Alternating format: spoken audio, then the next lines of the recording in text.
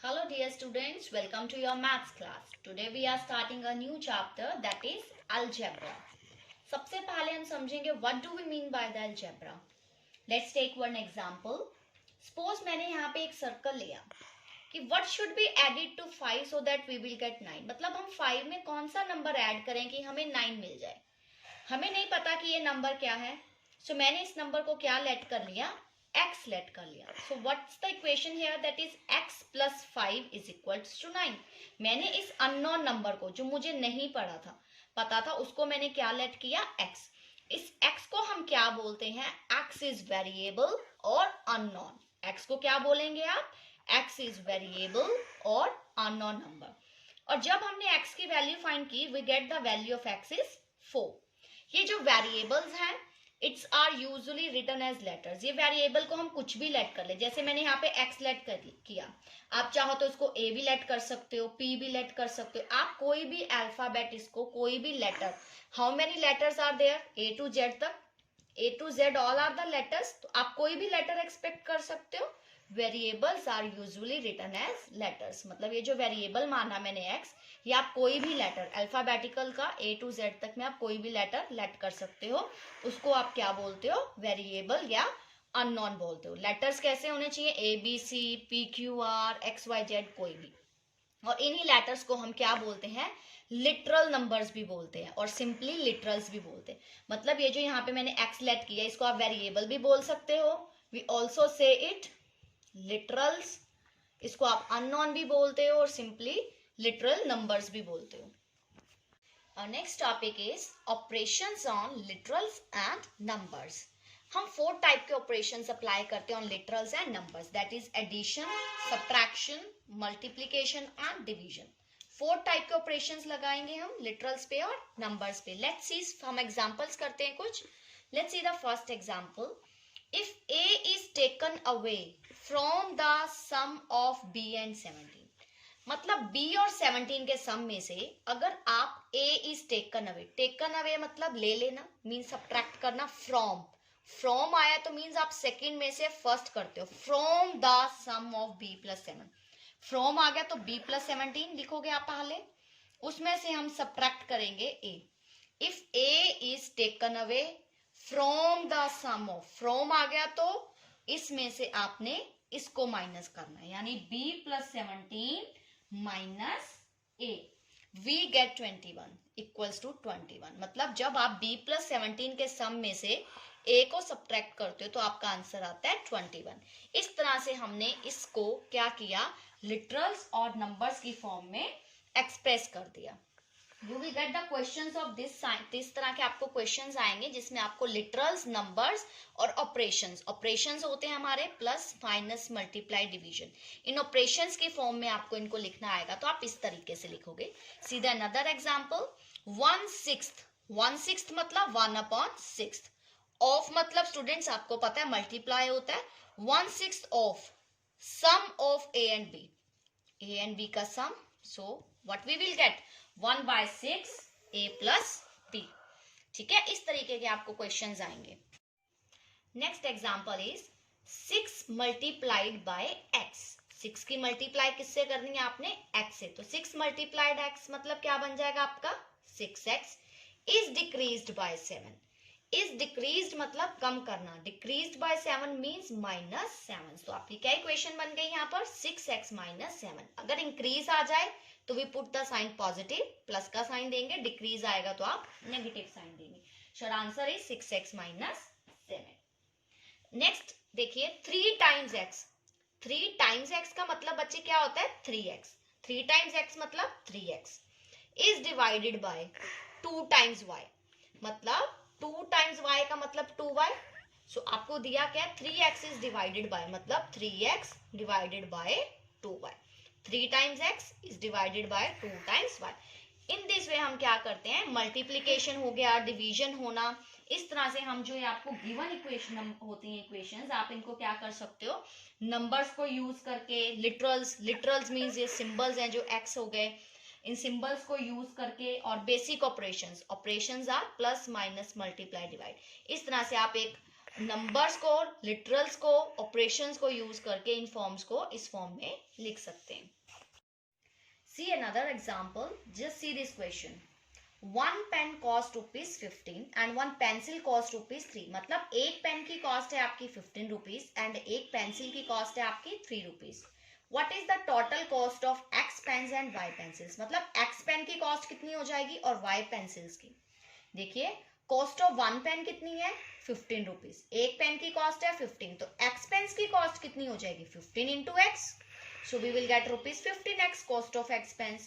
Similarly, cost of one pencil is ₹3. So cost of Y pencils की cost क्या हो जाएगी 3 multiply Y. It is 3Y. तो total cost बतानी है आपको पेन्स और पेंसिल्स की. So total cost will be rupees 15x plus 15Y. Next question. 4 times the number X. 4 times the number X मतलब 4 times number x मतलब 4x. Number क्या हो गया 4x.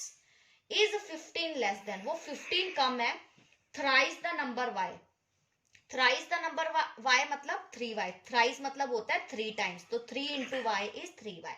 इसको मैथमेटिकली आपने रिप्रेजेंट करना था कि 4 times जो नंबर है ना 4x वो 15 कम है थ्राइस ऑफ नंबर y. मतलब जब आप 3y में से 15 लेस करते हो ना then we get the number 4x. 4x जो नंबर है वो थ्राइस ऑफ नंबर y में से 15 लेस कर दो then we get this numbers. तो आपको ये कंडीशन को मैथमेटिकली रिप्रेजेंट करना था. तो आंसर आ गया 4x is equal to 3y minus 15. Next question is that side of a square is 13 centimetre. Means आपका कोई एक स्क्वायर गिवन है उसकी साइड है 13 centimetre. If each side is increased by a centimetre. मतलब आपके स्क्वायर की पहले साइड 13 थी, अब उसमें a इंक्रीज कर दिया. मतलब 13 प्लस a हो गई साइड कि उसमें कुछ आपने बढ़ाया, a ऐड कर दिया. पैरीमीटर ऑफ न्यू स्क्वायर निकालना है. पैरीमीटर होता है आपका 4 इंटू साइड. अब हमारी नए न्यू स्क्वायर की साइड क्या चीज है 13 plus a. So 4 into 13 plus a. So this is your formula, that is p is equal to 4 multiply 13 plus a centimeter.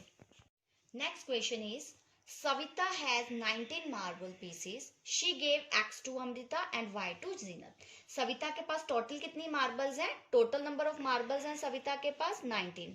उसने क्या किया 19 में से x मार्बल्स अमृता को दे दी और y मार्बल्स जीनत को दे दी. So how many marbles is she left में. उनके पास अब सविता के पास कितनी मार्बल्स लेफ्ट रह जाएंगी. So number of marbles left will be 19. जितनी टोटल मार्बल्स थी सविता के पास उसमें से हम सब्ट्रैक्ट कर देंगे अमृता और जीनत को जो उसने टोटल मार्बल्स दी थी यानी x plus y. So our expression is 19 minus x plus y. Let's come to next topic. Our next topic is powers of a literal. Powers of a literal. देखिए students आपने ये चीज study की है पहले भी कि जब हम सेम नंबर की ही मल्टीप्लाई करते हैं बार बार, जैसे 2 इंटू 2 इंटू 2, तो हम इसको किस फॉर्म में लिख सकते हैं 2 raise to the power 3. 2 power 3 लिख सकते हो.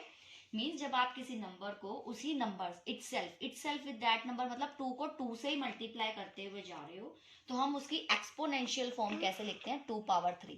ये 2 पावर 3 हमारी क्या हो जाती है, this is our exponential form. बिल्कुल इसी तरीके से जब आप लिटरल्स की मल्टीप्लाई करते हो, सपोज हम कोई लिटरल है x into x into x into x, मतलब ये लिटरल्स है जिसको आप वेरिएबल्स भी बोलते हो. जब आप वेरिएबल्स की या लिटरल्स की आपस में इस तरह से मल्टीप्लाई करते हो बार बार तो हम उसको किस फॉर्म से लिख सकते हैं x पावर 4. 1 1 2 3 4. मैंने 4 टाइम्स x को मल्टीप्लाई किया तो मैं इसको क्या लिख सकती हूँ x पावर 4. और ये जो आपकी गिवन है यहाँ पे ये x आपका क्या है बेस है. विसे x को आप क्या बोलोगे x इज बेस. और ये जो ऊपर पावर लगाई है 4 ये आपकी क्या रहती है एक्सपोनेंट. इसको आप बोलते हो एक्सपोनेंट भी बोलते हैं हम इसको पावर भी बोलते हैं. ठीक है, x आपका क्या रहेगा बेस रहेगा और x की जो ऊपर पावर है 4 उसको आप पावर भी बोल सकते हो या एक्सपोनेंट भी बोल सकते हो. और ये चीज हमें क्या शो करती है x पावर 4 हमें ये इंडिकेट करती है कि आपने ये जो लिटरल है x को आप लिटरल बोलते हो, मैंने आपको बताया था वेरिएबल या फिर लिटरल ये दोनों एक ही मतलब होता है. ठीक है, इसको आपने कितनी बार आपस में मल्टीप्लाई करना, मतलब आपने x को x से कितनी बार मल्टीप्लाई किया, ये चीज हमें शो क्या करती है, पावर। पावर से आपको पता लगा कि हमने 4 टाइम्स x को मल्टीप्लाई किया, इसलिए हमने इसको लिखा x power 4। Next see how we do the questions related to that. Like this, right in exponential form. मैंने एक एग्जांपल लिया 2 × 3 into a into a into b into b. इसको आपको एक्सपोनेंशियल फॉर्म लिखना है। एक्सपोनेंशियल फॉर्म मतलब power की फॉर्म में लिखना है। सो हम सॉल्व करते हैं इसको। 2 × 3, 2 3 ज़ा 6। a multiply a multiply a means a power 2। 2 times a की मल्टीप्लाई आई है तो a पावर 2। b को क्या लिखोगे, 2 टाइम्स b की multiply, so we write here the power 2। तो अब ये 6a² b², ये आपकी क्या बन गई, एक्सपोनेंशियल फॉर्म बन गई। सिमिलरली नेक्स्ट टाइप देखिए, राइट इन फैक्टर फॉर्म। अब देखिए ये 4x3 y4, ये आपको कौन सी फॉर्म में है, एक्सपोनेंशियल फॉर्म में है, बट हमें इसको किस फॉर्म में लिखना है, फैक्टर फॉर्म। स्टूडेंट्स अब आपको मैं ये बताना चाहूंगी कि फैक्टर फॉर्म होती क्या है। फैक्टर फॉर्म वो होती है कि मीन्स ये जो आपके गिवन वेरिएबल्स थे, ये जो नंबर्स थे, ये वेरिएबल्स थे, इनको आपस में आपने मल्टीप्लाई किया और एक टर्म बनाई 6a² b²। ठीक है, जब ये ईच क्वांटिटी आपस में मल्टीप्लाई होती है तो हम इसको बोलते हैं फैक्टर्स की फॉर्म में लिखना। लिखते हैं हम इसको 4 के फैक्टर्स क्या हो सकते हैं, 2 × 2, तो हम इसको लिखेंगे 2 × 2। x पावर 3, इसका मतलब x को 3 बार मल्टीप्लाई करना आपने, x into x into x. y power 4, y की पावर 4 का मतलब क्या है, ये जो y बेस है इसको 4 बार आपने मल्टीप्लाई करना, means y into y into y into y. इस तरीके से ये क्या हो गया, एक्सपोनेंशियल फॉर्म से उसको उसकी फैक्टर फॉर्म के अंदर लिखना। See the next question, that is right in the exponential form. Students अभी जो मैंने आपको क्वेश्चन बताया था उसमें सिंपल एक्स वाई जेड की फॉर्म में थे, बट अगर आपके पास इस तरीके से आ जाएंगे फैक्टर्स और उनको आपको एक्सपोनेंशियल फॉर्म में लिखना है तो आप कैसे लिखोगे। जैसे यहाँ पे p² है, q पावर 2 है, तो इनको आप कैसे लिखोगे। सबसे पहले आपने क्या करना है, आप नंबर्स की मल्टीप्लाई कीजिए। एक 5 है और एक 3 है, सो 5 × 3 इज 15, क्योंकि ये सारे वेरिएबल्स हमारे मल्टीप्लाई में, तो 5 3 ज़ा 15। नेक्स्ट देखिए आपके पास क्या है, p है और एक q है, right the p and q। अब आप देखिए p की पावर्स क्या क्या है। p यहाँ पे 1 है, कुछ भी पावर नहीं है तो इट मीन्स इट इज 1। एक यहाँ पर p है, एक यहाँ पर p है, बाकी q। तो यहाँ पे p की पावर 2 है, यहाँ पे p की पावर 1 है, सो 2 + 1 इज 3। तो आपको ये देखना है कि p कितने टाइम्स है, p यहाँ पे 2 और यहाँ पे 1, तो p हो गया 3 टाइम्स। सिमिलरली q देखिए, 1 टाइम ये रहा क्या, एक 1 टाइम ये रहा ओनली क्या, 2 टाइम्स ये रहा, तो 2 + 1 + 1 दैट इज 4। तो इसकी एक्सपोनेंशियल फॉर्म क्या होगी, 15p3q4। This is the exponential form of these factors. Next question is that Rohit has 12 pq apples. Rohit के पास कितने एप्पल्स हैं, 12 pq एप्पल्स हैं। If the cost of each Apple is 3p² क्या हो, मतलब एक एप्पल की कॉस्ट है 3p² क्या हो। Find the total cost of Apple, मतलब सारे एप्पल्स की कॉस्ट कितनी होगी। अब देखिए एक एप्पल कितने का है, ठीक है, कॉस्ट ऑफ ईच एप्पल, मतलब एक एप्पल कितने का है, 3p² क्यू। एक एप्पल इतने का है, तो कॉस्ट ऑफ 12 pq एप्पल्स कितनी हो जाएगी। स्टूडेंट्स, ये बिल्कुल इस टाइप का क्वेश्चन है कि मान लो एक एप्पल आपका 2 रुपीज का आता है, तो 12 एप्पल्स कितने रुपीज के आएंगे, 12 × 2 करोगे, सेम वही क्वेश्चन है ये। सो यहाँ पे आपका एक एप्पल अगर इतने का है तो 12 pq एप्पल कितने के हो जाएंगे, it will be 12 pq × 3p² क्या हो। आप इनकी क्या करोगे, मल्टीप्लाई कर दोगे। सो आपको मैंने अभी बताया था, जब भी आपको मल्टीप्लाई करनी है पहले आप नंबर्स की मल्टीप्लाई करोगे, 12 और 3 की मल्टीप्लाई, 12 और 3 की मल्टीप्लाई करोगे, इट विल बी 36। अब आपने देखा है p की पावर क्या आएगी, p की पावर 1 यहाँ पे है और 2 यहाँ पे, 2 + 1 3, यानी p की पावर 3 होगी, और q की पावर 1 यहाँ पे है और 1 यहाँ पे है, तो पावर आ जाएगी 2। So answer is 36 p3q2। This is your answer.